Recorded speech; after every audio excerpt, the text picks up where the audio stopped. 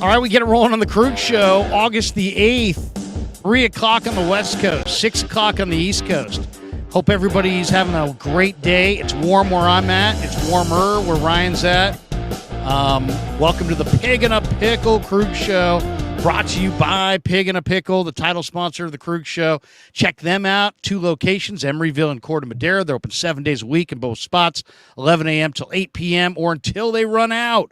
Pig and a Pickle, the best barbecue in all of Northern California. Go say hi to Damon. Say hi to Mary. Tell them the Krueg sent you. Get the brisket. Get the brisket chili. It's all amazing at Pig and a Pickle. We're also brought to you by Marin Auto Glass. Bottom of the screen, you see the scroll, marinautoglass.com, 415-883-3030. In the top corners here, you see New York-style Italian sausage. Thanks to them as well for being a title sponsor, or being one of the sponsors, I should say, of the Krueg Show. All right. Months ago, Ryan and I, in a stream on his channel, got mad. I got mad at him. He got mad at me. We went back and forth. We both felt kind of disrespected, and we went our separate directions, and we have not streamed since. But somewhere along the line, I just started thinking to myself, you know what? I'm married to the same woman for, in fact, actually, tomorrow was our anniversary. We'll be celebrating tonight. Since 1999. All of my friends from high school, all of my friends from college, I'm friends with everybody I've ever been a friend with. I really don't say goodbye to people. I don't rip people up and throw them away. So I thought about it, and I thought, you know what? This is stupid. If I thought Ryan was a bad guy, that would be one thing, but I don't think Ryan's a bad guy. We just both got a little too over our skis on our argument. And, maybe we're both a little on the stubborn side, and we went our separate directions. But I thought to myself, you know what? This is stupid. I like streaming with Ryan. I like his content. He's a family man. I'm a family man.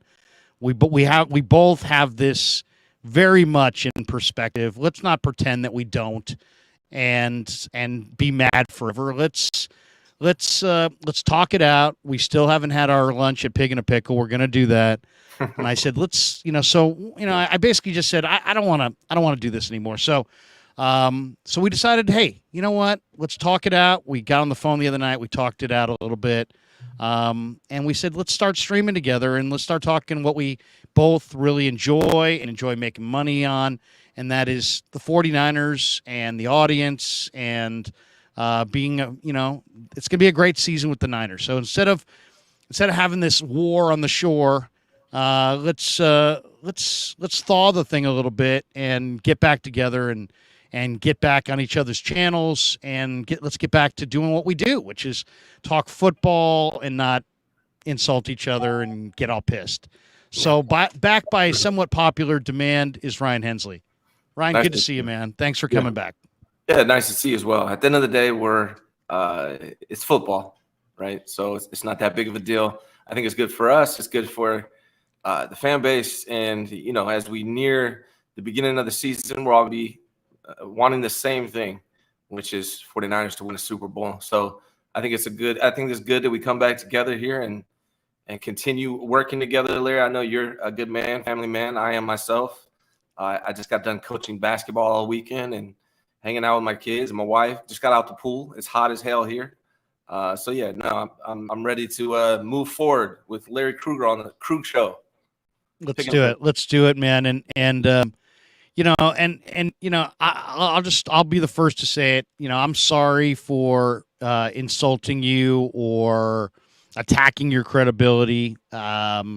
We kind of talked out the particulars on the phone. We don't need to get into the nitty gritty on every thought, but I just wanted to say, I'm sorry if I offended you. I'm sorry if I insulted you. I've got a big mouth, and I've said a lot of things that I've regretted in life, and some of them have cost me. Usually upon reflection, I get time to think about it, and then I think, you know what, Krug, maybe you were kind of stupid there. Maybe you went too far there. And I think in that stream on your channel, I feel like I did go too far. I did not mean to question your credibility. And I know that's exactly how it came out. So I know that's how people interpreted it. And I know that's how you interpreted it. So I just wanted to say from me to you, before we go any further, that I apologize for, any bad vibes that were coming from me towards you. All right, well, that's much appreciated, Larry, man. It takes a big man to say those things. And yeah, I think that was just the main thing. I felt my credibility was insulted a little bit, and I think that's why I, was frustrated. But hey, let bygones be bygones and move forward. And from here on out, we'll just do things the right way, man. So I appreciate you having me on. I'm glad we're able to do this. Yeah, let's do it. Let's hit the chat a little bit. Smile says, forgive and forget. Carsard says, this will be good. This is going to be good. I like that. They think we're going to fight right again. That's what it is. Yeah. We got this one from R, who says, come on, keep the beef going. This could be good. All right, enough of that. Yeah. We got this one from Rob, Super Chat. Thanks, Rob. He says, you seem like good guys who are just really passionate about their team. Glad you gave this another go. We can all work on listening to opposing views as long as it's well thought out and not just trolling. Yeah, I agree. JC says, good dudes being good dudes. Cheers, guys. Yeah, Trock, who normally says Danny Dimes about or Sammy Dimes about Sam Darnold, says, Larry, the legend, setting an example to all of us. You can forgive and forget and bring someone on, even when someone trashes your kid, throws a fit, blocks you. We unblocked. For the record, though, I want to speak on this. I never, ever spoke negatively ever about Larry's kid. That's not what I do. I would never do that. So you must have me confused with someone else. That's not my character. Yeah. Caesar says, reunited, and it feels so good. Kevin Krueger from the upstairs studio says, he trashed me? LOL. Absolutely not, Kevin. No, he did not. I did not. But he did block you. So hopefully you unblocked me, and hopefully you can unblock Kev. Block Kevin too? I didn't realize that. I'll unblock Kev. Yeah, if you could unblock Kev, that'd be great. Yeah. The only way we've been able to get any Ryan Hensley anything is through my little guy, Christopher, who follows you. So if seriously, when somebody would say, hey, Hensley said something about the Niners today, I'd have to go to my youngest son and say, tell me what Hensley said. But now we're unblocked. We're moving on. Hold on. I'm getting Kevin. Kevin, I'm getting you right now. Yeah. Kevin, I want to just reiterate that I would never, and I did not mention your son at all. I never would. You did not. You're not that kind of guy. Yeah. Candido said, did they break bread at Pig and a Pickle? Not yet, but we are. We will be doing that. I made a word. I've never made a bet where I haven't paid off. I always pay it off. So we haven't done it yet, but we will. We might have a second lunch coming up too, Larry. Just to bring back. Yeah. Maybe I'll make you eat them all at once. Eat the first lunch and then try it again. Okay. What else? We got a new channel member here from Clarence Speaks. He said, trade all the quarterbacks for Jimmy G. There you go. Thank you, Clarence Speaks. All right. Let's see. We get to the bottom of the chat here. Oh, wait. So we got another super right there from Brother Bob. He says, let's do it, Kevin's dad. You pay Ryan his Pig in a Pickle. Oh, he's asking the question. Not yet, but it's coming. It's coming. Randall says, happy anniversary. Thank you. Appreciate it. It's actually not till tomorrow. Clarence Beek said, I'm sick of what you've done to me. Gary, quoting the great Gary Radnich. Brother Bob, yes, Kevin's dad. You took it way too personally. 100. Okay. All right. Slap me down. Let's see. Mark Hope says, yay, it's an unblock fest. New channel member Ricky Williams has become a YouTube member. Thank you, Ricky. I always give my guys a little clap. Appreciate you joining the Krueg Army. Ricky Williams? Yeah, maybe. Yeah. Or as MF would say, both of you shut up. That was Radnich's line when Kate Scott and I were arguing. All right. Let's enough of you and I. Let's get to the Niners, because that's what people care about. That's why we have 315 people in the room 9 minutes into this thing. That's why we're going to have 500 or 600 before before the thing's over. And we'll be doing this on Rise Channel as well. And we'll do a regular rotation. You'll see me there. You'll see him here. We'll help each other build up throughout the season.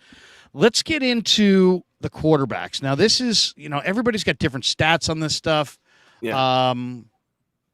This is from Jack Hammer earlier today. He said 49er quarterback totals through 9 practices. He's got Brock Purdy, 47 of 77, 4 touchdowns, 3 picks, and a fumble.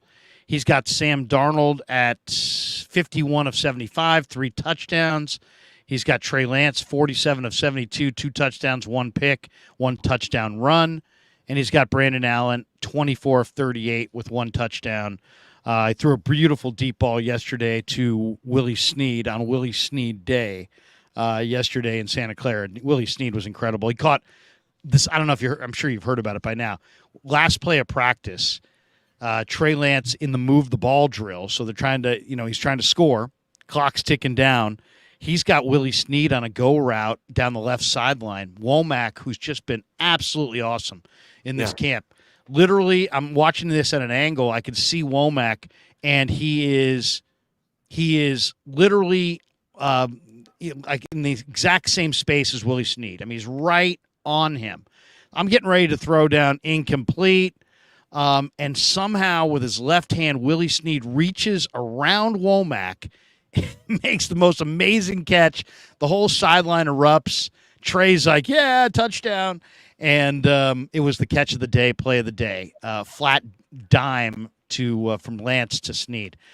Where are you with the quarterbacks? You've been out to camp, right? You've seen a couple practices, right? Give us your breakdown of how you see this quarterback competition on the 6th of August.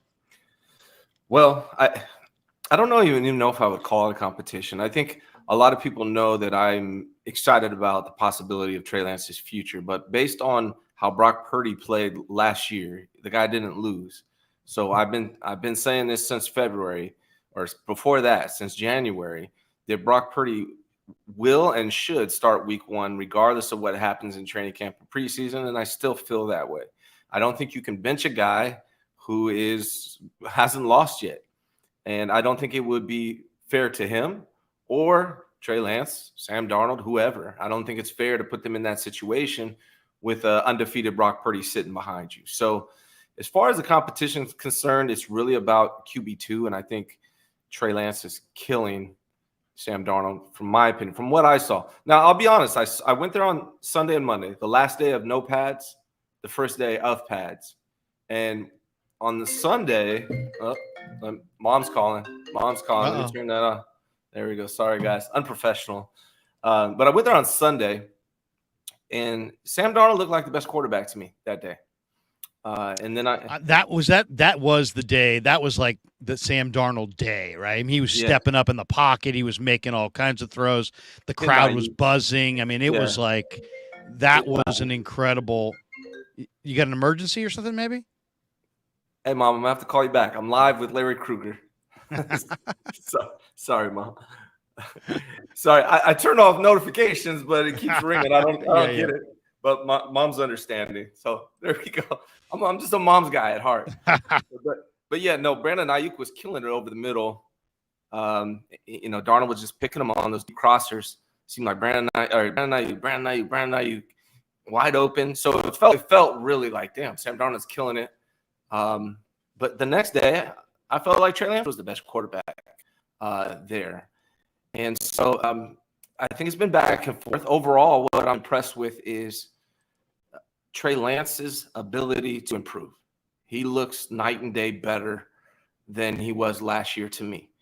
And that is really exciting for me. But again, I think Brock Purdy's earned the right. Practice is one thing. To me, I value, I'm a coach. I just coached my last basketball game, most likely yesterday. What you do in a game ultimately matters more than what you do in practice. And what Trey Lance is doing in practice is phenomenal. And I'm excited about if he ever gets another opportunity to start a quarterback for the 49ers. I really am. But again, I think what you do in games is what really matters. So it's Brock's job to lose, and I really don't see him losing it before the actual season starts, if ever. If ever. What, Well, I mean, really? if he comes out, if he comes out and plays, if he comes out and continues to be the hot boy that he was last year, I don't see how Kyle Shanahan's gonna bench him. Now, what does work against him or any quarterback, no matter if they do start, is I looked it up. The second string quarterback has an 83% chance of playing a game this year based on the past 6 years under Kyle Shanahan. So I'll read this off real quick. In 2017, the 49ers started 3 quarterbacks. 2018, 3 quarterbacks. 2019, that's the 1 year they did 1 quarterback, Jimmy Garoppolo. 2020, 3 quarterbacks. 2021, 2 quarterbacks. 2022, 3 quarterbacks, plus Josh Johnson makes it 4.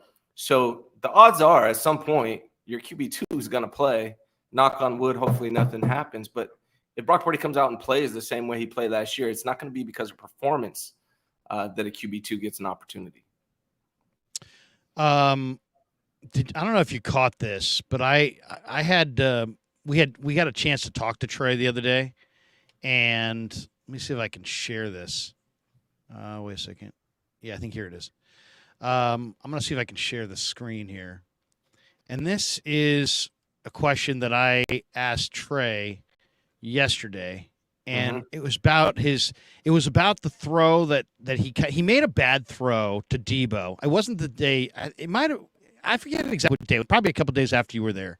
I don't think the fans were there that day. He made a bad throw to Debo, and he had Debo on the right side. And then when the practice was over, Ryan, the media all ran in, and if there were fans, they walked away. And Trey goes out there, and he gets a receiver. I don't think it was Debo, but he got a receiver, put him in the exact same spot, put himself in the exact same play where he's kind of moving to his right, and just kind of did the play like 5 times, 6 times. And to me, that is why this kid's going to be special. Here's the question. We get to it here, and we'll see if we can bring this up. Here we go. Trey, the other day after in practice, you missed a throw to Debo, and then I noticed after practice, it seemed like you went through that exact same route, maybe 4, 5, 6 times. Is that something where you just like, hey, if I make a mistake, I want to kind of conquer it and correct it and try to rectify it before moving on? Yeah, for sure. I mean, most of the throws, it was something I didn't feel super comfortable with, and that would be the case. It was just weird look. Felt like he didn't get his head around right away, and I should just let it go. I didn't trust it, so that's on me. So yeah, definitely just trying to continue to get better. Yeah, so I mean, it was, and that was just a question and answer. Let me stop sharing there. That was just a question and answer from this presser. We didn't even get to do it in the regular auditorium, so we were all like gathered around. That's why you see like a microphone in between there, kind of not great, and he wasn't necessarily centered in the picture. But to me, that little moment where he's like misses a easy pass and then takes time after practice to go do it 5 times, 6 times. That's why I do believe he's going to get there. And when I say there, I really believe this guy's a franchise quarterback. I think he's got franchise talent arm-wise, processing-wise, and then it comes down to how bad do you want it? Well, that is what I'm talking about with how bad you want it. Because some guys just run into the locker room and are like, screw it, I'll get it tomorrow. Instead, he's like, you know what? Damn it, I'm not going to miss that throw again. Here we go. Hey, you, come on. Will you run the same route? And he obviously has got to communicate it to the receiver. He's communicating it to the coach. And he ran that thing 4 or 5 times. The next day he came out, he's throwing the soft stuff a little bit better. That is going to be his challenge. He can process. He's got plenty of arm. It's all going to be about the touch and timing throws. And if he's willing to put in the reps to correct it and rectify it, he's going to get there. He's not going to get there by week 1 at Heinz Field, but he's going to get there. So to me, that's what makes me think I think this guy is going to get there long term. My concern is, are the 49ers, if he has a good preseason, and suddenly they're getting a 3rd-round pick or a 2nd-round pick or a player in a 3rd-round pick, are they going to try to commit to Brock, go with Sam, and go with Brandon Allen and save that money on the cap? Or are they going to stay the course with Trey Lance, seeing how much he's improved from when he came into the league to today and how much more improvement there could potentially be? He's only 23, Steve Young, folks, did not really make it with the Niners till he was 31. That's a lot of time. That's 8 years of development if he developed at the same speed as Steve Young. Well, here's where I think you might differ. I'm pretty sure you do. I actually think Trey Lance is the best quarterback on this team right now. And I think he's showing that he can hit these passes. I think he is a lot more accurate. I mean, he's, according to David Lombardi has him at 69% in these practice compared to Brock Purdy 65%, Sam Darnold 64%. So he's already hitting at a higher clip right now than those guys in training camp. So there's really, I think Trey Lance is already the best quarterback, and I think he's going to continue to improve. And the reasons you pointed out how he likes to work, that's one of the reasons I think he's going to be good. But there's a lot more to it, in my opinion, why I think he's going to be good. Like I said, I think I need to clarify my take on Brock Purdy. Last preseason, I said Brock Purdy is very intriguing to me, right? You can check my tweets. I said he seems like a playmaker. All these things you could tell in preseason, right? And I think he is a good quarterback.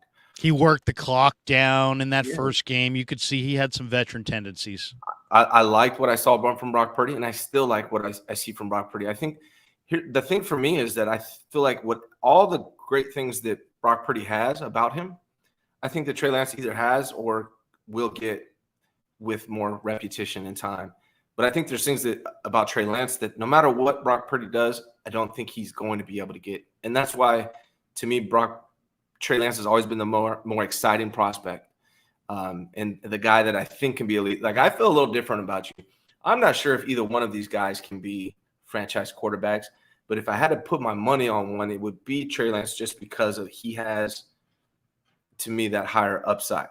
And so, let me ask you a question. If you think both of these guys are franchise quarterbacks, yep, do you think Trey Lance has a higher upside? Yeah, well, he's got a better physical profile. There's no question about it. He's bigger, he's stronger. When he throws anything on a line, like he had a throw yesterday in practice that was just awesome. It was about an 18-yard. I can't even really call it a slant, because it was a slant's usually within 10 yards of the line of scrimmage. It was almost like a skinny post, and he had Brandon Ayuk. And he just freaking let it rip. I mean, and it was an unbelievable laser. The other day, after he missed a short pass in the flat, and I forget who it was to. I think he threw it at like maybe Braden Willis's feet or J.P. Mason's feet. He tried to throw it soft, and it just landed softly. Well, it was a move the ball drill, and that was second down, and it was like 2nd and 10. And now he was staring at a 3rd and 10. He comes back, and I'm standing right on the sideline, and he just rips one to I think it was Jennings for a first down through 3 or 4 defenders that were all in the area, but he put so much speed on it that it was just like right in there, just pumped it right in there. Mm-hmm. I mean, he makes the kinds of throws that Brock can't make, for sure. He makes the kinds of throws that very few quarterbacks can make. He's got unbelievable arm strength, and now the ball's coming out. I mean, like last year, it's funny. Shanahan talked about this, and he said, well, he was always hurt, and he never – last year he had these high-speed wobble passes that, I mean, even in the regular season, in the short sample size, we saw these like, the ball that really wobbles, but it's got a lot of arm speed to it. That's like the hardest ball to catch there is. To me, his ball this year is so much more catchable because he's throwing a consistent, tight spiral. Yeah. And all of the cut routes, the ins, the outs, are all, he can just make those throws. And just, if Shanahan can scheme open the mid-range and the intermediate like he did for Brock and for Garoppolo, I think Trey can excel in that intermediate range all day and all night because of how he throws and the fact that these guys are wide open. The only thing I'll say about the stats is that Purdy is the only guy of the 4 quarterbacks so far that has shown like he's gone up top the most. Like when I say up top, I'm not talking about a 15-yard pass. I'm talking about down the field. Purdy's going down the field the most. Darnold, Lance, and Allen, for the most part, they've gone down the field, I would say 2 times each, 3 times each. We're not seeing those deep throws as much. We're seeing intermediate throws and shorts. The Niners have thrown a ton of short throws, which is, we'll get to this later about why the completion percentage. Is Brock connecting on those deep throws, or is he just throwing them? He connected on them during the move the ball segment in the practice 2 days ago, which was like the hardest practice of the year. He connected on 2, one to Debo, one to Ayuk. Other than that, it was the first day he threw 2 deep balls beyond the receiver. I think was just trying to show, hey guys, I got arm strength. So he was going to overshoot him. He, for the most part, is not connecting on those. He's connected on, I would say, 3 or 4 of them. But I mean, the rest of the guys, I don't even know if combined for 4 deep throw attempts. Like last year, we saw Trey going upfield. This year, he looks like, hey, you know what? In the move the ball drills, I'm going to take what the defense gives me, and I'm just going to live all day with the high completion percentage underneath. They're throwing a lot more. They're throwing a lot more to their running backs. We'll get to Grant Cohn's tweet about this. He did a whole chart of where, the throws and the receptions thus far. If you look at those numbers, there's a ton of balls going to the running backs, and there's a ton of balls going underneath. Sorry for interrupting. Wasn't that the question about Trey Lance? So when I was there on that Monday, I don't know if you remember, I think it was Monday, one of those days, Trey Lance threw to George Kittle deep. It was like 35-yard line, right between the safeties and the DB. Amazing pass. That was the best pass that I got to saw. But I don't think, no one really has questioned Trey Lance as far as his deep throw ability, right? We saw the one to Darren Gary in the preseason. I think he was 60% so far in his career on the deep balls. I think the question that everyone always and I think people have it wrong also. People question his short ball ability, but statistically he was only about 5% points less than Brock. Where Brock was way better than Trey Lance statistically throughout their career was those intermediate throws. And so to me, it's actually a great thing that I'm hearing Trey Lance is working on those intermediate throws, because that's the area where he struggled the most. And I think Jeff Christensen really helped him. Also, him getting healthy, his finger, all that good stuff.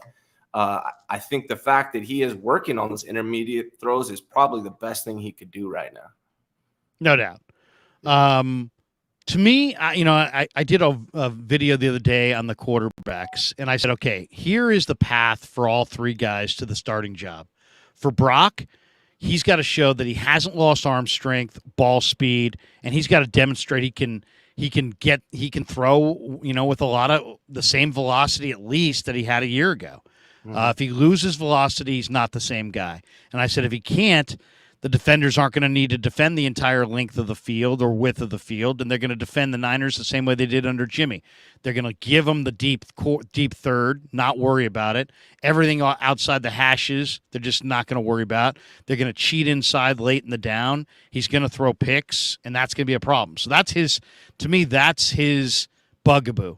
For Trey, it's about, he's got plenty of arm strength and he processes fine. It's all about the touch and the timing. As long as he can throw with touch and timing, then he's going to be able to get all the layups and keep the team on the field and keep drives going. That's going to be the key for him. And for Darnold, he's got 90 turnovers between fumbles and picks in 56 career games. He's got to show that he can avoid turnovers. And if he does, he's got a shot to be an NFL starting quarterback. But, I mean, I think all 3 of them have some hurdle in front of them. Brock's going to get the first go. Heck, when Shanahan's saying Brock's the real deal, he's giving you his mindset on Purdy. But anything can happen, man. I mean, I'm out there on the sidelines, and I see the game super close right now, and it's the violence in the game. Anybody can go down at any point. Yeah. I mean, there's so much violence in the game. There's so much physicality that there was a play the other day where Brock went back to pass and Cleveland Farrell ridiculously grabbed his arm. Yeah. I mean, he reached for his arm, actually punched towards the ball. Yeah. And Shanahan, in an honest moment a few days later was like, basically admitted that he was just outraged. Yeah. And that he tells the guys every practice, stay off the quarterbacks, stay off the quarterbacks. So Farrell's going to have to learn that lesson. If he had hurt Brock on that play, Farrell's probably done with the 49ers. Right. But the nice thing about the Niners situation here is the way last year ended, they walked off the field in the biggest game of the year. They'd run out of quarterbacks, and they were going with a running back, or And Josh that's why they're not Johnson. going to trade anybody. That's why I feel that way. But the thing about it is they can't have all four. So the question is, because Brandon Allen, I mean, people will say, "Oh, we'll put Brandon Allen in the practice squad." And Lynch was asked, "Hey, can you have four quarterbacks?" And he's like, "Maybe four in the building, but not four on the 53." I can't believe that Brandon Allen, who made $1 million last year, is not going to. And the Niners have a deal with him for $1 million this year. Yeah. He's going to tell his wife, "Oh, honey, I'm going to sit on the practice squad for $207,000," despite the fact I'm probably the most accomplished third-string quarterback in the league, and I could make $1 million everywhere else, but I'm going to sit here for $200,000. I don't think he's going to be here unless he's the third guy. So then it's just a matter of, and I don't think Darnold's going anywhere because they just got him, and obviously Purdy's not going anywhere. Yeah. So it really comes down to this question. Are the Niners going to lose patience in the Trey Lance project, if you want to call it that, and trade him? Or are the Niners going to trade Brandon Allen at the cut down because they could probably get a 7th-round pick for Brandon Allen? I think they're going to go with Lance as the 2 and Darnold as the 3. But it could be Darnold as the 2 and Lance as the 3. But if and there are some people that are saying, well, wait a second, the Niners are going to spend $9 million on their third-string quarterback when the rest of the league's spending $1 million. Yeah, but the whole quarterback room's 15, so you're kind of still ahead of the game. You can do it. I really think unless this is my prediction. Trey's going to play well. Teams are going to come knocking with, instead of a mid or conditional 5th, they're going to say, hey, we'll give you a 2. We'll give you a 3. And then it's going to be, I don't know. I don't know if Lynch and Shanahan are going to say, you know what? No, he's shown us enough where he's going nowhere. Or if they're going to say, we're going to commit to Brock. We're going with Sam. We've got Brandon Allen. And we're going to take our 2nd-round pick and get down the road. I hope they don't do that because I think there's potential to look really, really bad on the back end of this if they did that. I think whenever I'm analyzing these questions, I just ask myself what makes the most logical sense. And what makes the most logical sense is you went through 4 quarterbacks last year. Keep as many good quarterbacks on your team as you can, especially one that you see such high upside with, especially one that's progressed so much during this offseason coming off of an ankle surgery. I know Kyle Shanahan sees the improvement that Trey Lance, all of us see the improvement. I promise you Kyle Shanahan does as well. And the other thing is, Larry, who needs a quarterback right now? Unless a quarterback gets injured, who needs one? Right. I mean, there was more of a need during the draft than there is right now at this present moment as we speak. Now, if somebody goes down, that's a different situation. But as of right now, nobody needs a quarterback. I don't see that happening. I think the Niners would be absolutely foolish to the year after you go through 4 quarterbacks and you lose in the NFC Championship game because you don't have a quarterback to give up a good quarterback. It seems asinine to me. So to me, it just doesn't make any logical sense at all to if I'm the 49ers, I go Brock Purdy 1 because he earned it last year. I put Trey Lance QB2, Sam Darnold QB3, and we try to do whatever we can with Sam Darnold. Hopefully he's on the practice squad. If not, you trade him and you roll with the best 3 quarterbacks that you have. You mean Brandon Allen? You're not putting you're saying you said Sam Darnold the practice squad. You mean Brandon Allen? Brandon Allen. You try to put Brandon Allen in the practice squad if you can, but you probably won't be able to. So you try to trade him, get whatever you can for him. But I think to me, there's no question when I was watching, it's Trey Lance, Brock Purdy, Sam Darnold. Those are your 3 best quarterbacks. So those are the quarterbacks you should want. And it really doesn't matter to me how much Trey Lance or Sam Darnold make because overall you're under $15 million quarterback room. So it's not like you're spending money on quarterbacks anyways. It's I mean the only push I get now, you're totally right. Only pushback on that would be look at the future. You got Brandon Ayuk, you got Debo, you got all these guys. They're all going to be making big money next year. If the only thing that would make sense in a Trey Lance trade would be because you said, hey, you know what? We're prioritizing re-signing our core. But you know what? Here's my thing too. The cap can be massaged. It can be worked around. You can figure it out. I mean, I want to go all in on this year. The only way I want to move Trey Lance is if something's coming back. I don't want to move him for picks. I want him. If I'm moving him, I got to get somebody who's helping me win the Super Bowl this year. I think you got to be all in on this year. Don't. And the other risk here is that, it's hard to find a quarterback. It's also really, really difficult to find a guy who the guys will follow. You can walk into the room and go, I'm the leader here, but you're only the leader if guys believe in you and will follow you. And I really believe that the Niners have 3 quarterbacks here that the roster believes in and will follow. And that's the other risk. It's like, what happens if you move off of a quarterback and you have an injury to your quarterback and now you got to go outside the room? If you don't have a leader, to me, if Brock Purdy was out for the year, would you have to get Trey Lance up to speed and coach him up on some of the finer points? Would it look the same? No, but you're right. I mean, I think he could operate. And if you said to me, like, how many games does he really need to develop? I would say he needs. Oh, he's going to be developing for years, but that doesn't mean they can't. But how many more? I would say he needs 4 or 5 games to really get up to speed where he's. And I'm not saying you'd go 0-4 or 0-5. I'm just saying 4 or 5 games where you're probably not going to score in the 30s, where you're probably going to score in the 20s because there'll be some inconsistency. But you know what? 4 or 5 games. I mean, you could be in a much worse position if you lose your quarterback and have moved Trey, and now you lean on Sam Darnold. And what happens if you get into game 3 of Sam Darnold and you realize, you know what? The same guy that turned it over with SC and New York and Carolina is turning it over here. So that's if the 49ers are trying to win a Super Bowl, Larry, trading Trey Lance does not help you because they went through 4 quarterbacks last year. If Brock Purdy goes down, we want to leave it in the hands of Sam Darnold. So I don't think if they're really trying to win right now, they have a cheap quarterback room. They have some good quarterbacks in there. They need to keep Trey Lance, see what he can become. They spent a lot of money investing in him. He's improved a ton. And if Brock Purdy goes down for some reason, it's the perfect opportunity to see what Trey Lance can become. And you and I both agree that he has tremendous upside. I'm not so sold that he is a franchise quarterback, but I think he could be a franchise quarterback. So to me, it's the most logical thing is keep the best 3 quarterbacks you have, especially coming off of last year.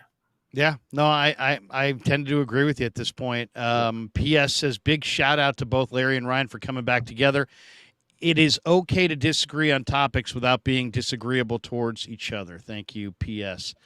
All right. I do want to hit one more thing on the quarterbacks, but we'll finish up with that. Let's jump to the defensive side of the ball. I think the one thing that this daily quarterback, evaluation, competition, whatever you want to call it, is doing to the 49er fan is it's camouflaging a very serious issue that the 49ers have. And I look at the Niners. I don't know how you look at the conference. I think the conference is garbage. I think it's Niners and Eagles, Eagles and Niners. I don't believe in Dallas, don't believe in Detroit, don't believe in New Orleans, don't believe in Tampa, don't believe in the Bears, don't believe in Seattle. I mean, I don't believe. I think it's Niners and Eagles, Eagles and Niners. That's the way I see it. But so this is a great opportunity. And I see some of these other teams like Detroit's coming. I think Chicago's coming. There's some teams in the NFC that are Carolina, I think, is coming. There's a few teams that are going to be really good in the next few years, I believe. But right now, Niners and Eagles. But the one thing that makes me really nervous, and I'm not nervous at all about Nick Bosa not being here. In fact, I'm thrilled that Nick Bosa is not here because Nick Bosa doesn't need to be here. He's an edge rusher and we know he's in awesome shape. And sign him on the 15th of the month. Sign him on the 20th of the month. I don't. Every day that goes by that Nick Bosa doesn't tear anything in practice and is done for the year is a great moment for the Niners. I don't need him in these practices.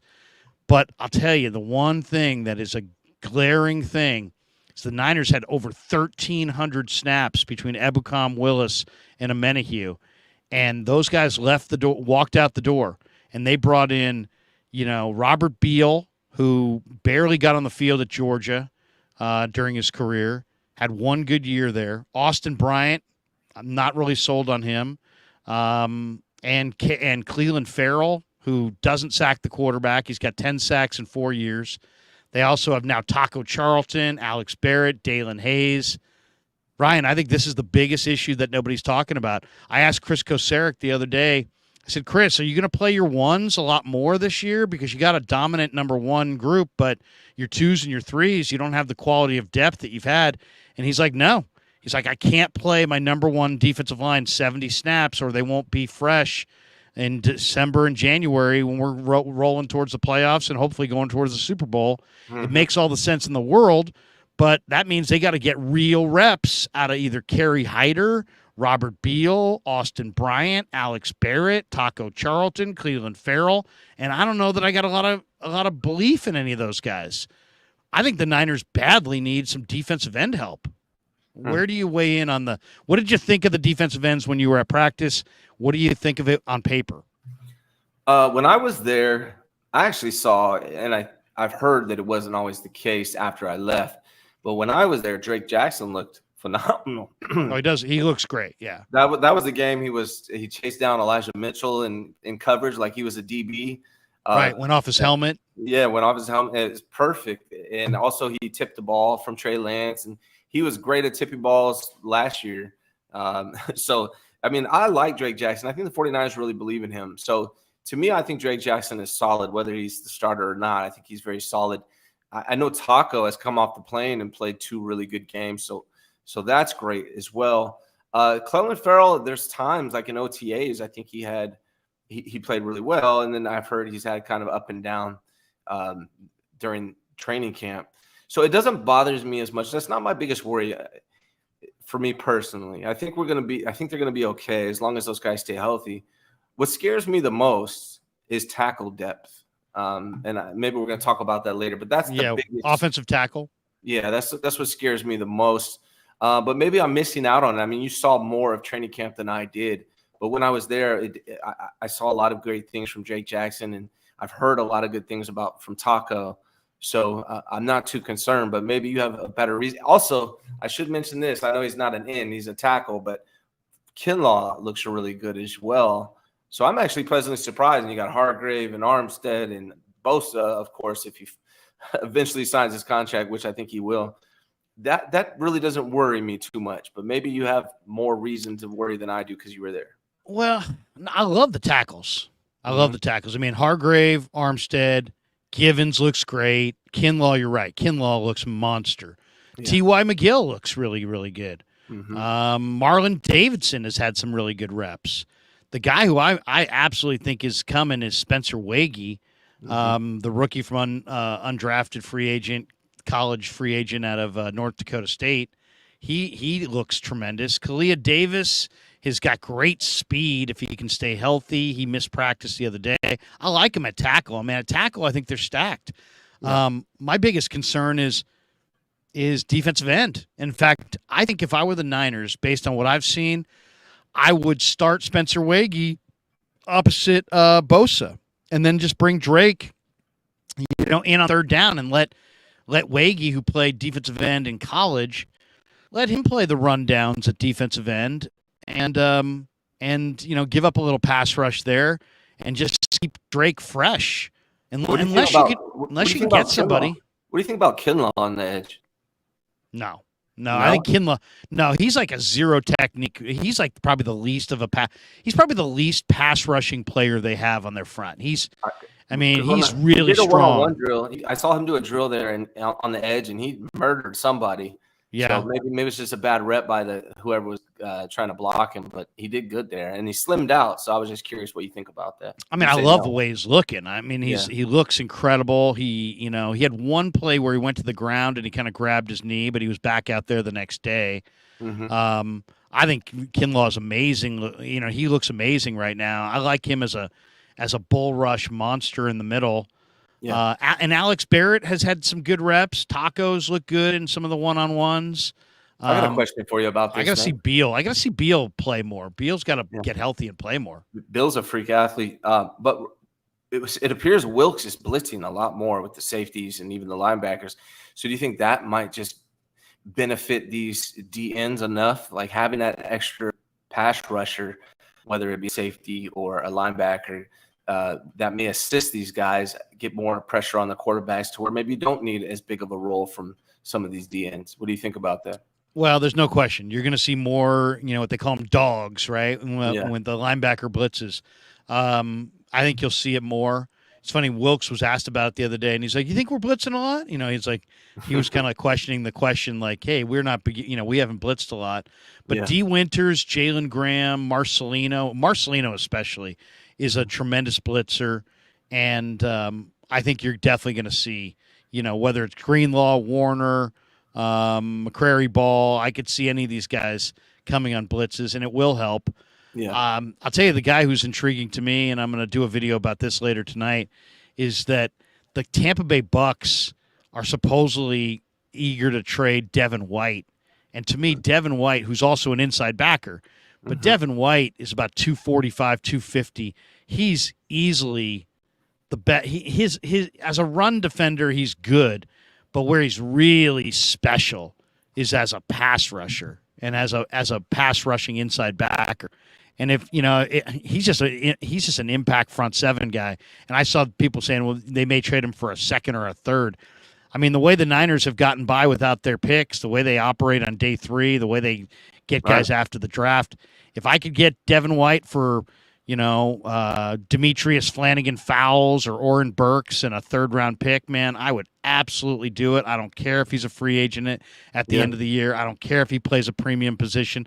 I'd play him as a wide 9 defensive end from time to time and just let him hunt quarterbacks because he just moves. I mean, you're talking about a guy who's 250 pounds with like 4.49 speed. That would be intriguing. The other thing is, I think they got to really take a hard look at what's out there in the free agent market. Jadeveon Clowney is really good against the run. He's still a free agent. Melvin Ingram's still out there. Jason Pierre-Paul is out there. Robert Quinn, Carlos Dunlap, Alton Robinson, who's not very old, from Seattle. He's 25. Justin Houston got signed literally about an hour ago by Carolina, and Yannick Ngakoue signed by the Bears. Oh, Bears, yeah. And then there's trade options too. I mean, Boogie Basham from Buffalo could be dealt. Bryce Huff, they're saying, from the Jets might be available. Montez Sweat or Chase Young from the Commanders could be available. Jerry Hughes in Houston. Houston's got Will Anderson, Jonathan Greenard, Ali Gay, a lot of young defensive ends. D'Amico probably wants to develop those guys. They're a young team. They got a 35-year-old pass rusher in Jerry Hughes. He had 16 starts last year. He had 9 sacks. He would be nice. He's 35, but I'd take him. Jacksonville's got Clavon Chason, the former 20th pick overall. He's been really, really pretty mediocre for Jacksonville. Jacksonville's got, Trayvon Walker, Arden Key, Josh Allen, Dajuan Smoot. I mean, they got all kinds. There's a lot, and he was picked by Dave Caldwell, not Trent Baalke. So they might move off a Chason. Maybe you could make a deal like the Niners made for Tomlinson, Laken Tomlinson. You get somebody who was a first-round pick a few years ago and bring him in here. The other team that's really interesting is Dallas. Dallas has got DeMarcus Lawrence, Micah Parsons. They got Dorrance Armstrong. There's a lot of talk they may trade Dorrance Armstrong. They're not going to trade him to the Niners, but they've got Sam Williams, Dante Fowler, Junior Fehoko, Tyrus Wheat. I mean, they got a bunch of guys. They can't keep all those guys. Maybe you pick somebody off the waiver wire at the cutdown. I don't know, but I'll say this, Ryan. I don't feel good about their backup defensive ends. And this is like where they make their name. This is like where what defines their defense. So I think they need some help. Did you feel good? Let me ask you this. Did you feel good about like Amanahu before he started playing for the Niners as a back as that role, or did it take you seeing him play before you felt? I liked him. He played at Texas, and I'm somewhat of a Texas fan. I got the Longhorn. There you go. So I'm a little bit of a Longhorn Nation guy, but actually I'm not. I mean, I'm more of an A&M fan. But I saw him at Texas, and I got buddies who are big season ticket holders. Mhm. He just never got it the right weight. In fact, I talked to him last year in the locker room. I'm like, man, you look so much different year one from the Niners to year two. And he's like, it's funny. Yeah. You're the first person who said that to me. Last year, I weighed like 275. This year, I said, what are you at this year? He's like 260. So he lost 15 pounds from year one to year two. And Yeah. he was awesome last year. There's to me, Larry, there's a couple of things I don't worry about when it comes to the 49ers, and that's linebacker and D-line. I just never – I feel like you guys got it. You know, they've shown me that they know what they're doing there, and I hear what you're saying, but it's not something that I worry about just because of what they've been able to put together in the past, especially linebacker. Like I'm never going to question what you guys are doing at linebacker. Yeah. But even DN, like I feel fine with it. I feel like they're going to find some depth. And I really think Drake Jackson to me is basically the Aaron Banks of this season. Right? Yeah. Everyone was worried about, Aaron Banks, he didn't even play. Is he a bust? Right? He's a bust, rookie season, right? And I think that's what they're doing right now with Drake Jackson. Us, we haven't really seen it. But the 49ers, I think in their head, they're like, we're fine. Drake Jackson's going to be the man. So I think they really believe that. And not only that, like if you think about last year, when did they sign Gibson? It was like, what, a week before? Might have been right. It might have been the cut down. Yeah. Or maybe it was a week before the cut down. Yeah. So I wouldn't be surprised they do something like that again, grab somebody right before the cut down. Yeah. They're taking their time, and they still got a little cap room to work with as well. And they'll have $8 million more most likely when they get the Bosa deal done. Yeah. That's why, and there's other guys too. I mean, there's Kenny Willekes, and there's a few other guys, and you never know on the cut down. They maybe there's somebody in the draft that they really liked. Mm-hmm. Every team cuts. There's not that 75 cut this year, right? So it goes from 90 down to 53. So that August 29th date, there's going to be all kinds of guys available. Yeah. And you're right. I mean, I trust – the one thing with Kasarik is you trust that he's going to get guys there that he likes and that fit his scheme, and then he's going to be able to get the most out of them. Right. So it's not a – they don't necessarily – but to me, just looking at like what they have running around out there and what they need, I think it's a major need spot. Let me get a couple of these. Sure. BV50 says BV50 became a YouTube member. Thank you, BV50. Appreciate you, brother. Caesar said, if I'm Tampa or Dallas, I'm sending a fourth for Trey Lance right now. I mean, Tampa. Who's Tampa's quarterback? Kyle Trask? Was it Baker? Baker Mayfield. But I mean, yeah. I mean, I'm not a if I'll say this, if I'm the Raiders, I'd have interest in who their quarterback of the future. I'll be interested to see this week what is the talk coming out of the practices with the Raiders, because I think the talk is going to be Trey Lance is worlds better, because now it's going to be other people outside of this market, people who didn't see Trey before, and they're going to sit or didn't see a lot of him, don't know a lot about him. Media members that don't cover the Niners and aren't asking these questions every day. How's he looking? How's this? How's that? I think you almost build up more of a bias either for or against when you're in there, and it gets into kind of groupthink. Now you'll have all these Raider reporters, and if Trey rips it the way he's been ripping it thus far, I think the Raider reporters are going to look at this and go, why don't we go get that guy? I mean, Jimmy's struggling right now in camp. Is he? He threw 7 interceptions the last 2 days of practice and apparently 6 dropped interceptions. So he could have thrown up to 13 interceptions the last 2 days of camp. So it's an interesting situation unfolding over there. Yeah, I mean, I could see the Niners and Raiders hooking up on a trade, even if it didn't involve Lance. I mean, look at the Niner linebackers, look at the Raider linebackers. The Niners are going to cut guys, maybe like Flanagan Fowles or Curtis Robinson or maybe even Oren Burks. The Raiders would start Oren Burks. What if Trey Lance replaced Jimmy in Las Vegas after replacing him here in San Francisco? I mean, that'd be pretty interesting. Well, who's their backup? They have the Purdue kid, from the Aiden O'Connell. O'Connell, who's a statue, Yeah, and who's there? They have another guy too. Who's there? Yeah, They got I'm not another. sure who the other guy is they have right now. Let me see who their veteran is. They got another veteran there behind Jimmy, but it's nobody special. Mm-hmm. Let's see. It is. Yeah, I don't think it's going to happen, but it would be. It's fun to think about. It's Brian. Oh, they have Brian Hoyer. They have Brian Hoyer, Jimmy Garoppolo, Aiden O'Connell, and Chase Garbers. That's they're going to watch Trey Lance and they're going to say, "Look at this. Look at how. this Think about how bad their quarterback room is, and Jimmy by himself costs more than all three of our quarterbacks combined. So, like to me, I'm like, if I'm the Niners, I'm not. If you are all in on the Super Bowl, I'm not doing it. You, unfortunately, man. Like I don't wish injury on anybody, but it happens quite often, particularly with. I mean, it happens in the NFL. 10 quarterbacks started all 17 games last year in the entire. Well, how NFL. about this? You can go outside of 2019. The last 6 49er seasons, they've needed 3 quarterbacks to get through the regular season.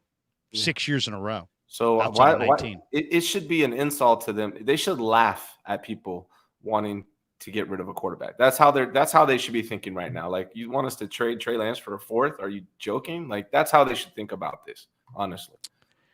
What would be your price tag? If somebody, if Shanahan said, "Hey, you know what? You know, we want to go with Brock and Darnold and Brandon Allen at $1 million. We're willing to trade Trey, but we want our price." What's his price? It would take a lot, because the idea of going with Brock, Sam, and Brandon Allen to me is scary as hell. Like, I know Sam's looked like when I watch Sam in practice, I'm like, hey, this guy's actually better than I expected. But you were there on his best day. But I was there on his best day, and then I remember in my brain watching him play in the NFL. And so I don't care what he's doing in practice right now until he shows me that in actual games he's not going to see ghosts.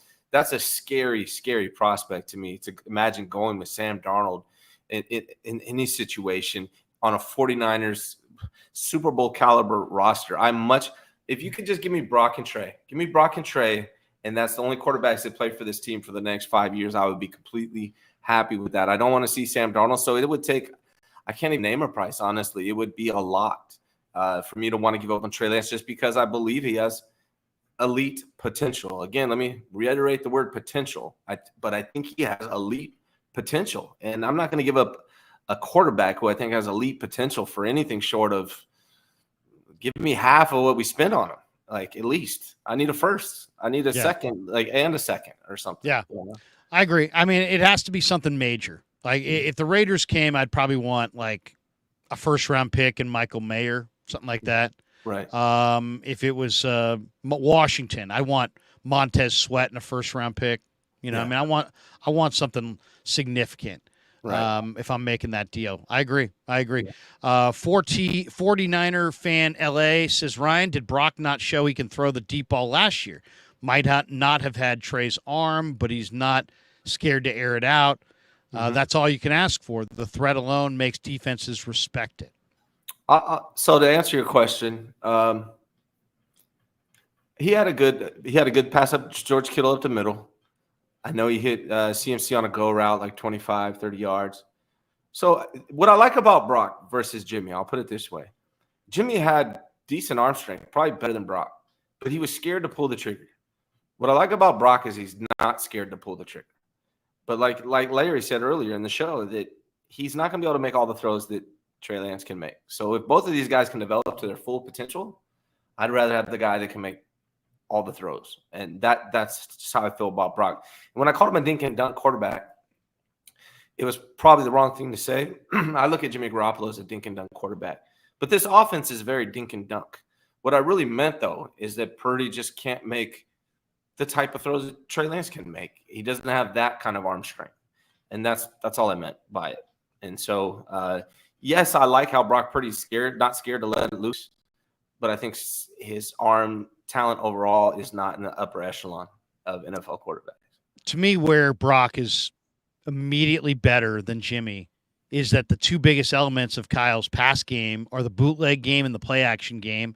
And Brock is way, way better than Jimmy at both. And especially in the play action game. And Jimmy, the play action game, Jimmy, first of all, they stopped running play action with Jimmy turning his back on the defense because it took him a full second and a half to kind of recalibrate where everybody was. Brock carries the play action fake out, turns his back to the defense. When he's turning around, he's literally already throwing the football because he's already knows in his head. He's got like a picture where everybody's going to be, and he knows where they're going to be. So and then in the short game, his footwork is so much more on point than Jimmy's ever was, and has been better than most Niner quarterbacks that I've seen as far as the short game. I mean, going back to, And he I sees don't know, the field. Garcia or something.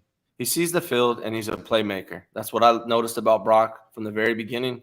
In the preseason, I'm like, this dude is a playmaker, and no one ever He's accurate. He's accurate. No one ever called Jimmy Garoppolo a playmaker. So Brock Purdy's night and day better than Jimmy. Jimmy's a true dink and dunker. I just think Brock lacks some arm talent that I don't think he'll ever get necessarily, but it may be good enough to win a Super Bowl, and maybe he becomes a franchise quarterback, and maybe I'm wrong on that. But no, I just don't think he has. I don't think he can make all the throws on the field like your upper echelon quarterbacks, like your Josh Allens, your Patrick Mahomes, your Joe Burrows, your buddy on the Chargers. I can't think of right. And Justin Herbert. Yeah, like he's not doing that. I think Trey can make those type of throws, and that's where all my points come from. Jimmy's.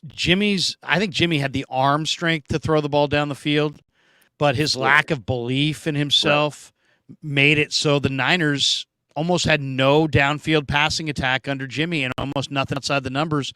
And you would see it late in the down. Defenders would cheat in the middle of the field because they kind of knew he's not going to throw it to the sideline. He's not going to throw it deep. And if you can cheat middle and he's going middle, that means picks are coming. And sure enough, a lot of picks, threw a lot of picks. Right. Ariel Alberto says Purdy had no practice with the team till the first day of camp. Trey had all off season, and Purdy already is making bigger strides with a jacked up UCL. Well, let me go ahead. Go ahead. No, I was going to say this.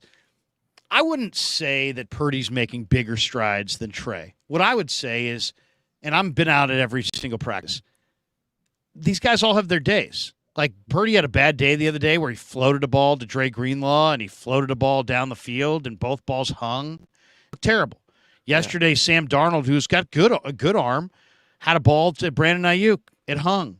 Yeah. Trey Lance, to me, has thrown the ball the best of the three down the field, but Trey also has missed 5 or 6 layups that those guys are hitting like routinely, and that's his challenge. So, if he can just throw if he can make the layup passes, which is they are easier said than done. It's like somebody who throws really hard, and now instead of throwing it 100% or even 80%, I want you to throw this one at like 40%.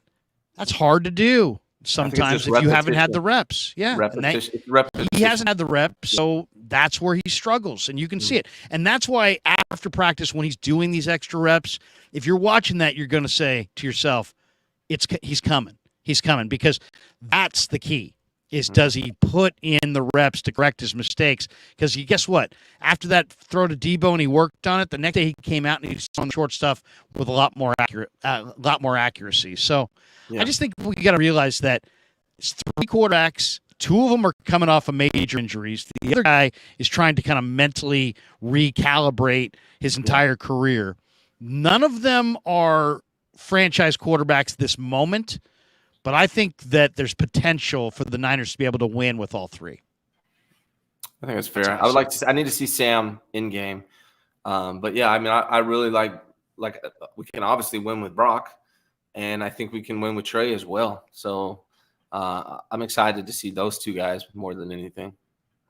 Brother Bob says Kevin's dad.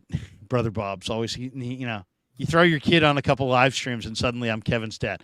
Kevin's dad, if you think Trey Lance has improved and is a franchise quarterback with more upside than Brock Purdy, why do you talk about the media's report about cutting or trading Trey Lance?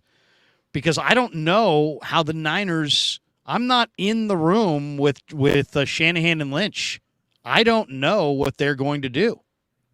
I can tell them what I think they ought to do. I can tell them what I think they should do, but I don't know. And I think that's the question. We don't know. I know that they like Trey more and they see him improving, The question is, are they going to prioritize staying the course with Trey when they have Brock, who's right there, or are they going to prioritize their cap in 2024? Based on what I've seen, I would prioritize Trey, but I don't know what they're going to do, and that's why I bring up these reports. And let's be honest, also, Mike Silver's a credible guy, and like Rich Eisen's a credible reporter. It's not like somebody on some distant, website somewhere is suggesting this. This is the NFL Network and the San Francisco Chronicle suggesting there's a possibility of Trey being cut. And to me, that was like my head almost exploded when I saw that. When you hear Eisen say it, I think Eisen just read Silver's report. So I don't think that's two different guys telling you from two different sources. I don't know why Silver said that, but I think that's absolutely ridiculous. It would cost you more money to do that than keeping him. So that makes no logical sense. And the fact that you the fact that you, Larry, think it makes most sense to keep Trey, and it definitely does. And I think it makes the most sense to keep Trey because it's the most logical sense. It makes the most logical sense, and that's probably why Kyle Shanahan and John Lynch are going to keep Trey too. That, and also, the question is, and there's been, we had Matt Barrows on the other day, and he said, hey, Trey missed a throw in the sideline, and there were guys on the sideline shaking their head. Somebody the other day on a Trey throw where he didn't throw it said, throw the ball, and it came from the Niners sideline. So there's some debate over how the players feel, but I heard an interview on KMBR the other day with Fred Warner, and somebody said, hey, how's the quarterback looking? And Fred's first comment was, which one? Which one? And we know Debo likes Trey. We know Brandon Ayuk likes Trey. They've come out and publicly said it. It sounds like George Kittle's been publicly, positive about Trey Lance. I don't buy into a lot of this he says, she says stuff. I just think what makes the most logical sense. I think there's nothing that's not likable about Trey Lance. And when it comes to Trey Lance missing, we hear that he misses the layups. And yeah, I'm not saying he doesn't, but he still has the highest completion percentage in camp. He also, Brock had 3 interceptions. So, would you rather miss a guy or throw an interception, right? Like none of these guys are perfect quarterbacks. They're all going to make misses. They're going to throw interceptions. They're going to miss open guys. They're not robots. They're people. And I think it's too much is made out of that. Well, I mean, let's be totally honest about it. I mean, there's way too much made of camp. Yeah. I mean, It's camp. It's literally camp. And if you can't throw an interception in camp, we got problems. You got to be able to throw an interception in camp. Why? Because you got to be able to test your boundaries. You got to be able to test exactly where what throws you can make and what throws you can't make. You can't find out what throws you can't make unless you're ambitious. You don't want these guys playing scared. You want them letting it rip. And so the camp interception, Trey threw one the other day where he threw one right to D Winters. But so he didn't see the linebacker in the hook zone. But that's, so then he's got to go back and watch that and understand in that play, you're going to have a linebacker lurking underneath and you can't just have your eyes set deep. You got to you have to take account of that linebacker. So, I mean, it's just, I saw where these guys grow. And that's the thing is I watched that one game, I think it was Sunday. Sunday when Trey Lance missed Debo on the goal line, right? The one you brought up. Yeah. Well, I watched Sam Darnold do the same thing that same day. It was a different route. Missed a wide open receiver, but we all talk about Trey missed a wide open layup. Well, Darnold did the same thing in the same practice, and I think Trey, Brock's missed wide open guys. So I think a lot of that is media overhyping it. I don't think it's not as big. Like if he's hitting 69% practice, that's fine with me. I'm not really too concerned about if he misses a few every now and then. I put one up just to troll people of Patrick Mahomes missing a layup. Just to mess with people. Not that I'm comparing Patrick Mahomes to Trey Lance, but if Patrick Mahomes can miss a wide open layup for a touchdown, well, I think it's okay to see Trey Lance do it a couple times. I love the fact that he sought out Mahomes. I mean, just working out with Mahomes and seeing Mahomes' competitive fire, seeing his, being able to ask him questions, seeing his mindsets, being able to consult with him. I mean, that's got to help the kid dramatically. I mean, I think there's no doubt in my mind that he's improved just from the time around Mahomes. Christensen as well, but I think Mahomes. It's going to come down to you know, how do these guys play in the preseason games? As far as the competition, you know, I don't think Brock's going to lose the job in the preseason, but like as far as Sam and Trey, it's going to come down to who moves the team, who scores points, who's consistent in the preseason. I said it in May. I said it in June. I've said it in July.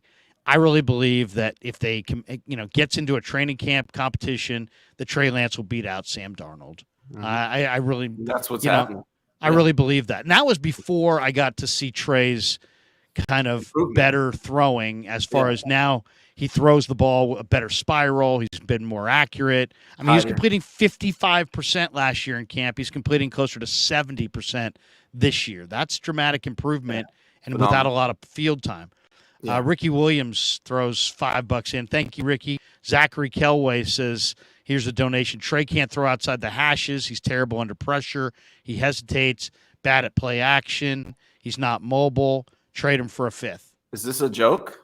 I would say, he literally first of all, does all there's no those doubt. There's no doubt he can throw outside the hashes. things. He's really good at those outside routes, the 15, 20 yards. That's one of his strengths. I The don't pressure understand. part we'll have to see in time. The hesitation we'll have to see at time. The play action, I would totally disagree with He's you. not mobile. I think the play action. I think He's the play good at it. action is where he's advanced. Right. I mean, I really do. I think he's a very advanced play action And then passer. saying he's not mobile, I think he's probably rushed to close to 100 yards in training camp this year off scrambling. What I liked yesterday is in the move the ball drill, it got to a 3rd and 4, and he saw the lane to run and he ran. What I loved about him working out with Mahomes and watching Brock Purdy, and I gotta think that he's learned from watching Brock Purdy. It doesn't matter if you throw it to the moon. It's about just keeping your offense on the field and doing it any way you have to. So this year, that's what I see from him. I see a guy who goes to the line of scrimmage and he's thinking down and distance, get the first down, keep the team on the field. And that's the mindset that great quarterbacks have. So I've been very encouraged by what I've seen. Very encouraged. Cosmos says, Waggy, he's a coming. Yeah, he is a coming. Waggy is a coming. Mike Monahan, glad to see you two streaming again. Thank you, Mike. Ricky Williams says, seems like Trey's showing off all the good things in practice. If he carries momentum into the preseason and clearly wins over Sam, how many games will it take for Purdy to lose to force a switch to Trey? That's a good question. I would say 3, probably. I was going to say 4, but yeah.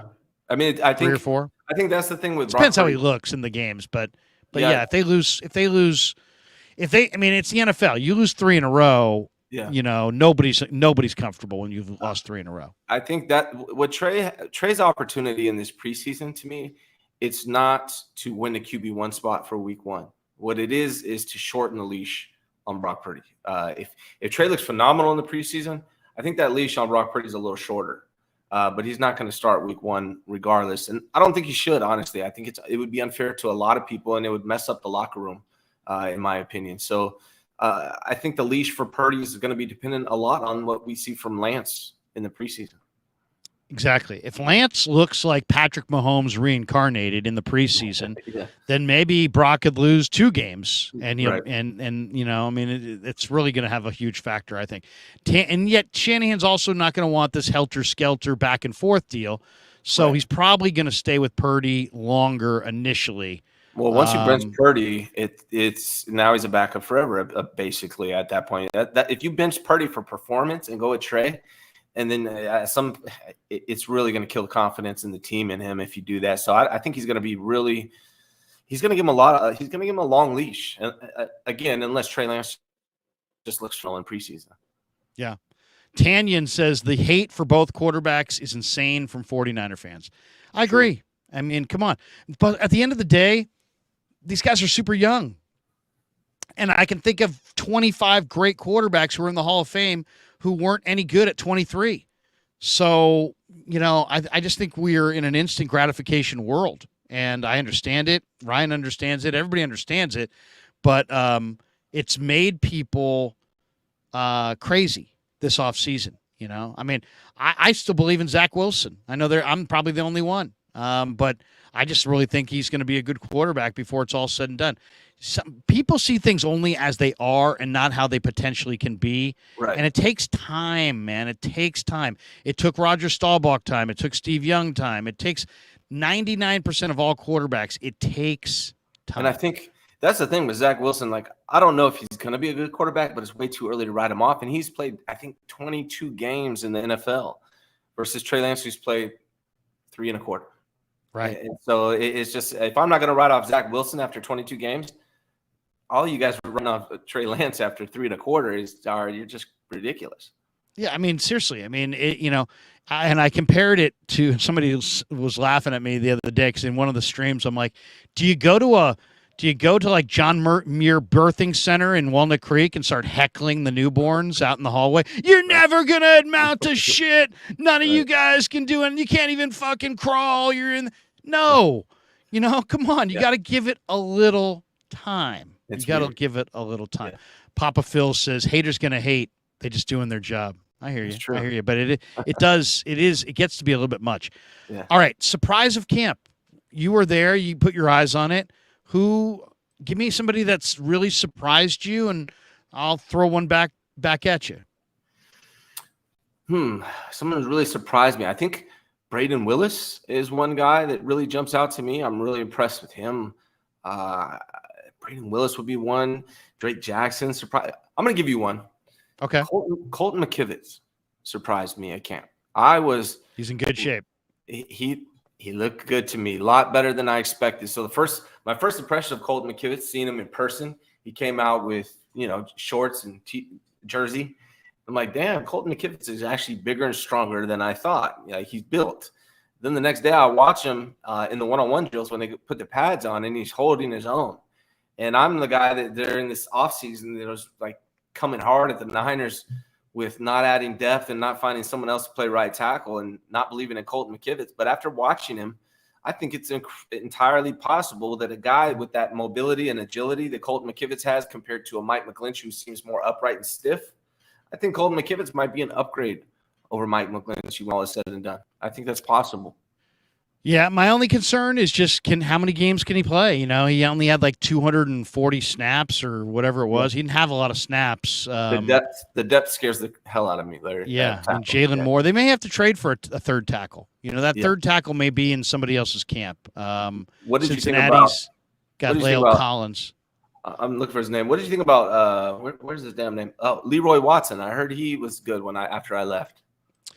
It's funny. Chris Forster, the O-line coach, came in and talked to us yesterday, and he was talking about the young offensive linemen.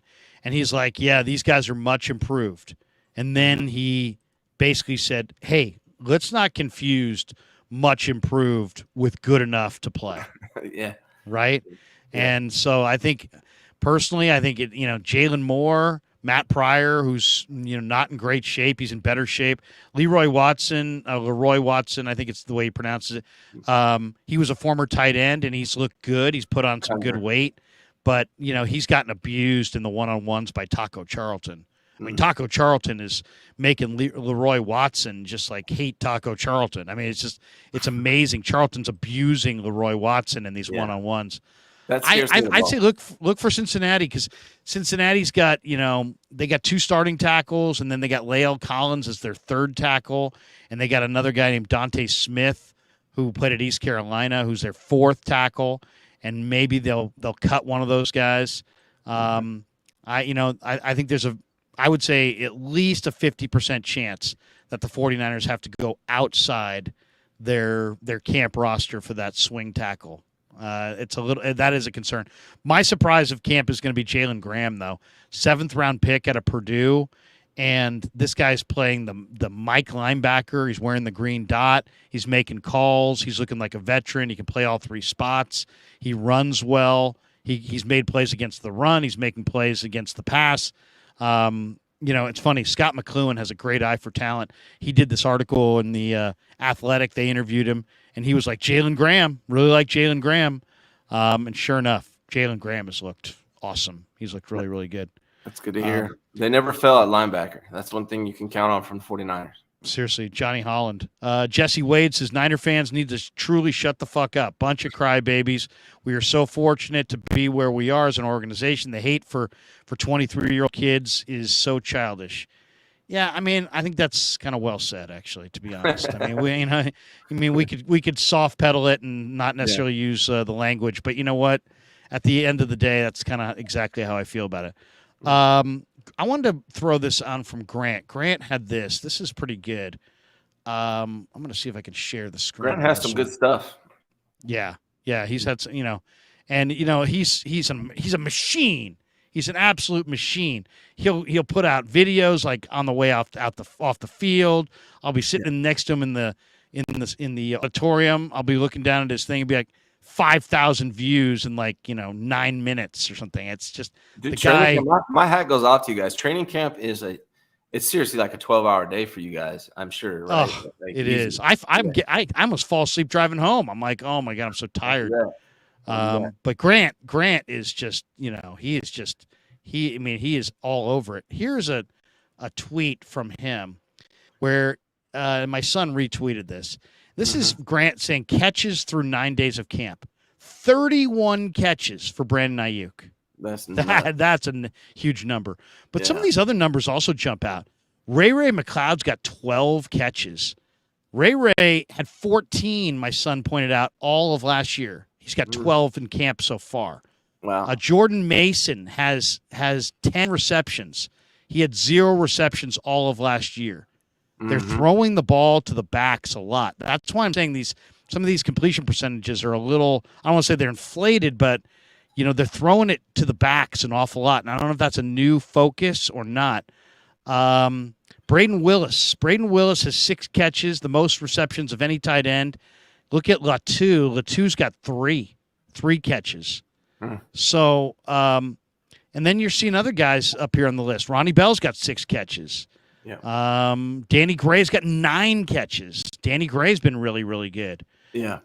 To me, it's just interesting that if you say what's the main difference between the Niners last year and this year, it's the depth of the weapons. Quarterback, there's more guys. Running back, there's more guys. Tight end, wide receiver. The guys who handle the football, they used to be like, man, you better not lose Kittle. Well, you still are in that mode, but at least you got Latu and Willis now. And better not lose CMC. But now look, you got a whole can full of backs. And you better not lose Brock. But now you got other quarterbacks that can play. I mean, they have at least the guys who handle the ball.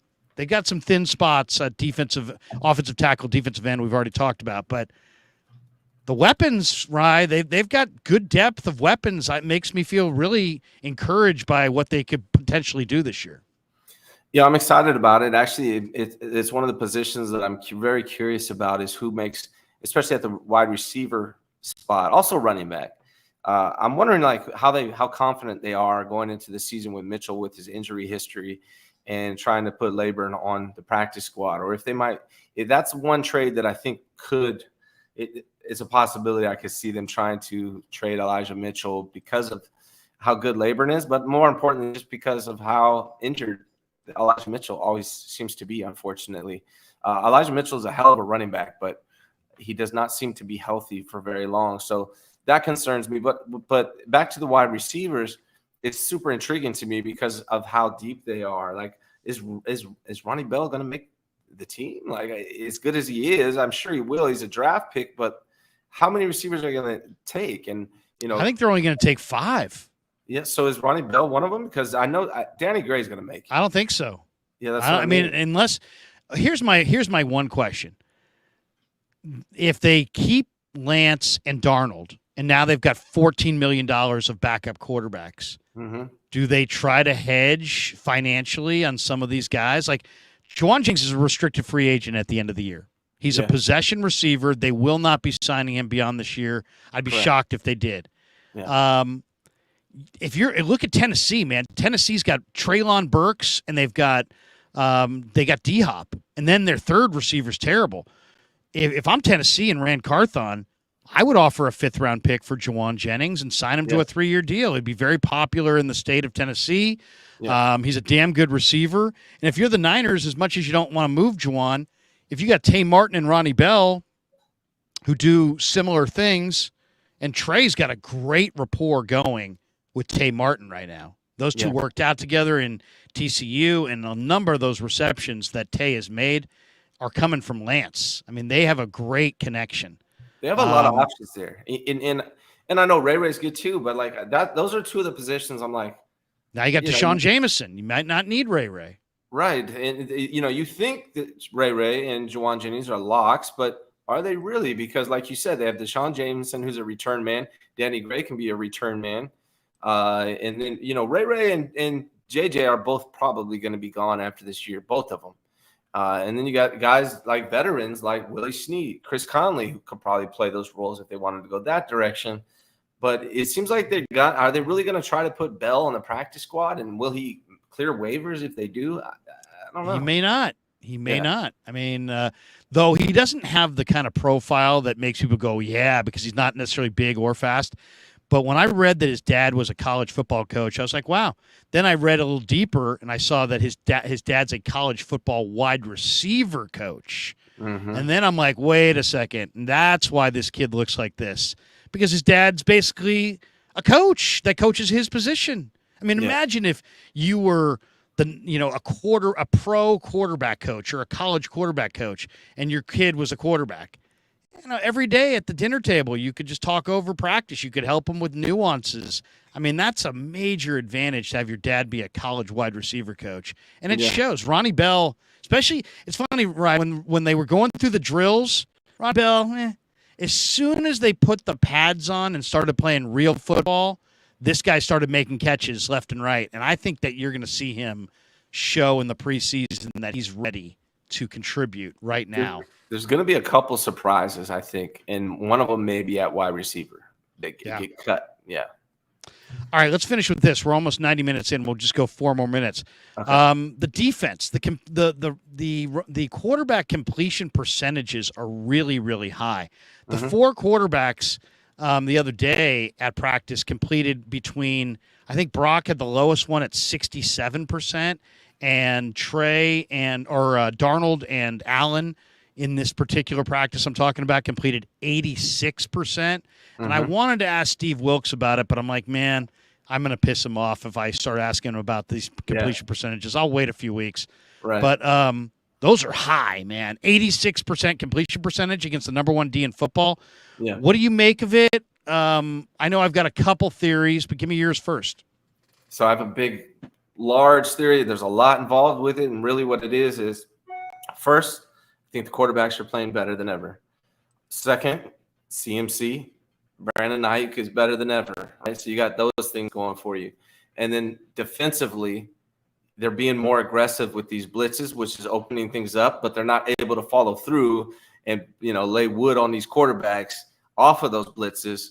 So in a game situation where they're able to hit the quarterback and the quarterbacks know they can get hit, they might not have the amazing completion percentages going against this defense. But since they know that they're actually not going to get hit by these blitzes, I think they're less worried about it. I think these blitzes and this defense is going to be much more effective once live balls are out there, once they're live bullets and they can go actually hit a quarterback. So I think it's a combination of all of those things. I think it's combination of no Bosa. Also, I think you're seeing, the front end and back end are not coordinated. When they are blitzing, they're blitzing, but they're not filling in behind. Mm-hmm. So that's part of it. I also think that we've seen, when you look at those numbers, there's been an awful lot of short passes to Mason, a lot of short passes to CMC, lots of short passes to TDP. Ty Davis-Price has looked really, really good. They're just throwing they're throwing the ball a lot shorter. The other thing that's interesting, there has not been any read option at all. Not one read option play that I've seen.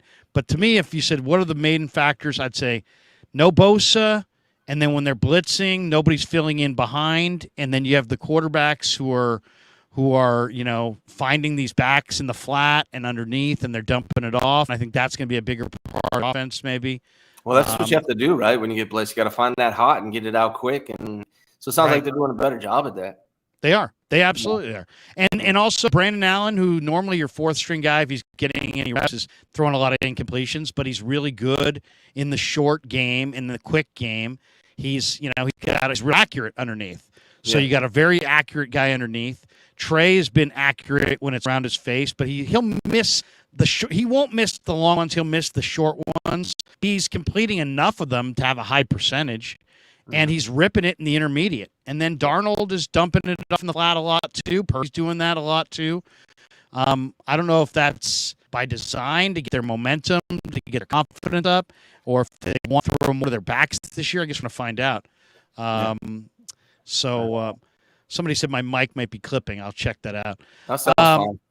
All right, Ryan, good stuff, man. We went 90 minutes, and No arguments. no arguments, nobody died, nobody was insulted. No, I think we can do this, man. I think we're back on the beam. Yeah, we're back. We're back, baby. And we had 720 people in the room, so that was good. And hopefully we can bring that many over to your channel as well, and blow this thing out on a regular basis. So I'll let you go, my friend. I'm glad that we were both mature enough to say, you know what, let's make bygones be bygones and just move on. And I'll make a concerted effort to be a better listener and to try to keep my emotions dialed in. And we'll make this a regular deal and onward and upward. Yes, sir. I appreciate it, man. Thanks for having me on. Appreciate it. One last super on the way out. Gold Rush one. You guys are fueling the hate. All right. Okay. Well, there you go. All right. We'll talk to you soon. All right, man. Have a good one. There you go. Ryan Hensley on a Sunday on the Krueg Show. All right, guys. You know what? I hope that's a lesson to everybody. You know, you sometimes you get upset, sometimes you argue, sometimes you break up, but we got back together. There you go. Hope you enjoyed it. Let's do this. Couple spots and a couple last thoughts, and then we'll hit any chats that we missed, and it's all coming up next. But first, a word from Pig in a Pickle.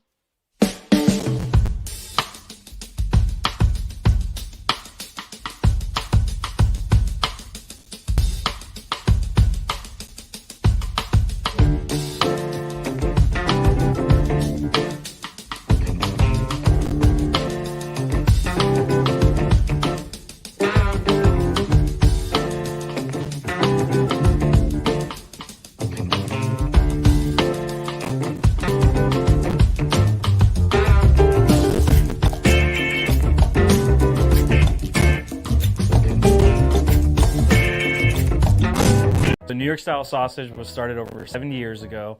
We are the largest producer of fresh Italian sausage on the West Coast. What makes our sausage in New York style is really the recipe came from back east, from New York, from Connecticut. If you look at all of our labels, there's maximum 4 or 5 ingredients, which we're really proud of. There's no preservatives, no MSG, fresh in, fresh out. The pork comes in fresh, goes out fresh. There's never any freezing throughout the process. We've always used fine quality cuts. We're never going to deter from that. It's one of the reasons why our sausage is so good. I guarantee you put our sausage up against anybody else's from a flavor standpoint, no one will beat it. Hands down. Hey, do yourself a favor and do me a favor. Go buy a package of the New York style Italian sausage. Guaranteed you will love it. Guaranteed.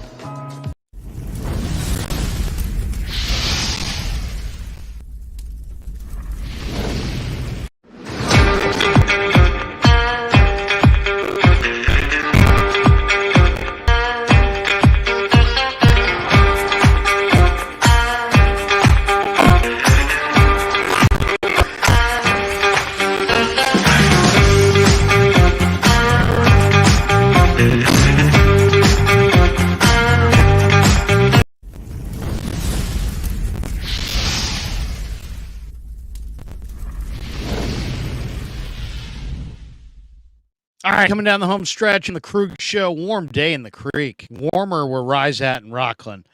But good stream. Thanks to all you guys who have joined us here on the stream. 49er Empire. Larry, now go end the war in Ukraine. All right. Let's get these sides together.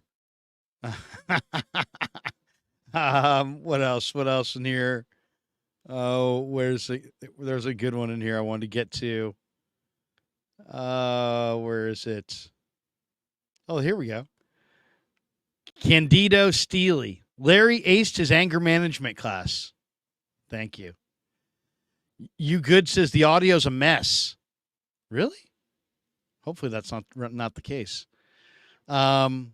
Anyway, thanks to all you guys. Good stream. Hope you enjoyed it. Got a bunch of videos coming out here in the next couple days. We're back at practice tomorrow. 49ers will practice on Monday and Tuesday. They will be off on Wednesday. And then they practice in Vegas on Thursday and Friday.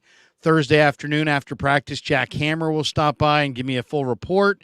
We'll do a live stream with Jack in the late afternoon. And then Thursday night, Jesse and I and Vish will get together on the Krueg Show channel for the Big Show, Part 4. This will be our 4th edition of the Big Show. And then Grant and I are going to get together as well Monday and Wednesday. So look for that Monday and Wednesday. And I think we're going to go combo channels. So you can watch on his channel. You can watch on my channel. You can donate on either channel. You can do whatever you want.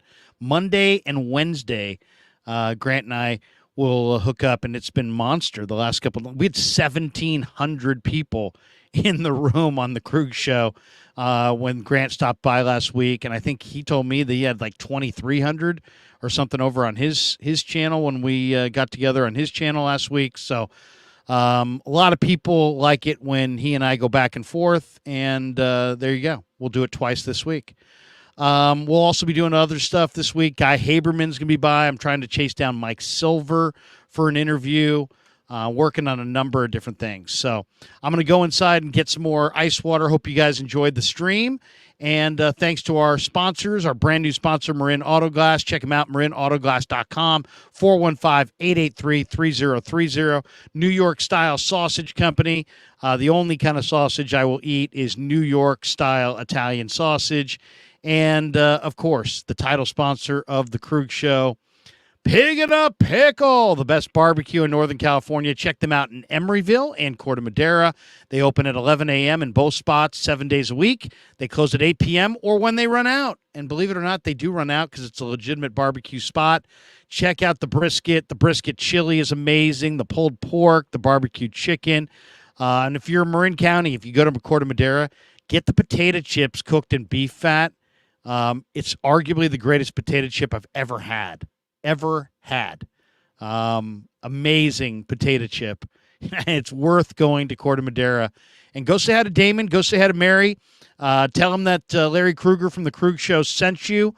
And of course, they always love to hear Krueg Show fans stopping by in either location, either in Corte Madera or in Emeryville. So there you go. Jesse Wade said, Larry, I put in a super chat, $4.99. Let me see, Jesse. I read it. I read it here. Right here, Jesse. Niner fans need to truly shut the fuck up. Bunch of crybabies. We are so fortunate to be where we are as an organization. The hate for the 23-year-old kid is so childish. Is that the one you're talking about, Jesse? Because if so, that I got it. I did get it. Thank you, brother. Appreciate you. Thank you also to our new members, BV50, Ricky Williams, Clarence Beeks. He said a member for 14 months. He said, trade all the quarterbacks for Jimmy G. Yeah. Could you imagine the reaction? We've traded Brock Purdy, Trey Lance, Sam Darnold, Brandon Allen to the Raiders for Jimmy Garoppolo. There you go. Thanks to my son, the great Kevin Krueger. Thanks to all of you guys participating on the show. Have a great night, everybody. Tomorrow from camp, we'll have the full breakdown. We'll do a camp preview. We got a number of videos coming out on the channel. We got to 21,000 subs yesterday. So thank you very much for that. To all the people who've helped us get to 21,000 subs. Very excited about that. And have a great rest of your Sunday. Beat the heat wherever you're at. Peace. Yeah, never met a man I've been scared of. Careful, you won't get exactly what you asked for. Here for whatever you bring me, getting handled. I answer to no one, I don't need to